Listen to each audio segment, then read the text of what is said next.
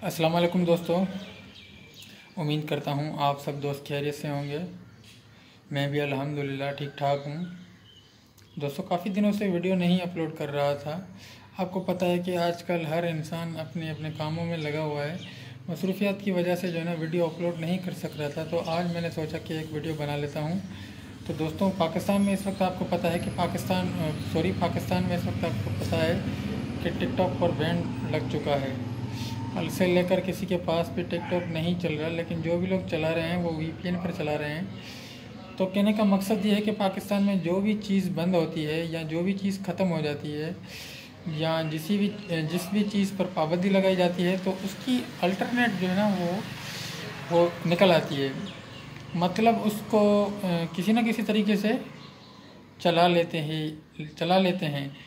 फिर चाहे वो पाकिस्तान हो, चाहे इंडिया हो, चाहे कोई भी कंट्री हो, तो वहाँ अल्टरनेट निकल ही आता है और वो काम चल पड़ता है। तो दोस्तों, आप इसको कैसे देखते हैं कि पाकिस्तान में जो टिकटॉक पर पाबंदी लगी है ये दुरुस्त लगी है या नहीं लगनी चाहिए थी? मैं तो कहता हूँ दोस्तों, ये अच्छा हुआ कि पाबंदी लगी, क्योंकि टिकटॉक पर बहुत बेहयाई और छोटे छोटे बच्चे 5-5 साल, 6-6 साल, 10-10 साल के बच्चे भी टिकटॉक पर जो है ना बेहयाई की वीडियो बनाने लग गए थे। और लड़कियां भी, मतलब बहुत कुछ गंद जो है ना टिकटॉक पर आ गया था। तो हमारी मुस्लिम कंट्री है, तो हमें जो है ना मतलब ऐसी चीज़ें ना होनी चाहिए और ना ही हमें इन चीज़ों से वाबस्तगी होनी चाहिए। और ये चीज़ मैं समझता हूँ कि अच्छा हुआ ये चीज़ बंद हो गई, और ये टेम्परेरी है। ऑफिशियली जो इसका बैन है वो हट जाएगा, मैं समझता हूँ कि महीने, 1.5 महीने, 2 महीने। जिस तरह से 2012 में यूट्यूब पर बैन लगा था, 3-4 साल पर बैन लगा हुआ था। 3-4 साल के बाद फिर जो है ना ऑफिशियली बैन हट गया था। तो दोस्तों, टिकटॉक पर भी इसी तरह ऑफिशियली बैन कुछ टाइम के लिए होगा, उसके बाद ऑफिशियली बैन हटाया जाएगा।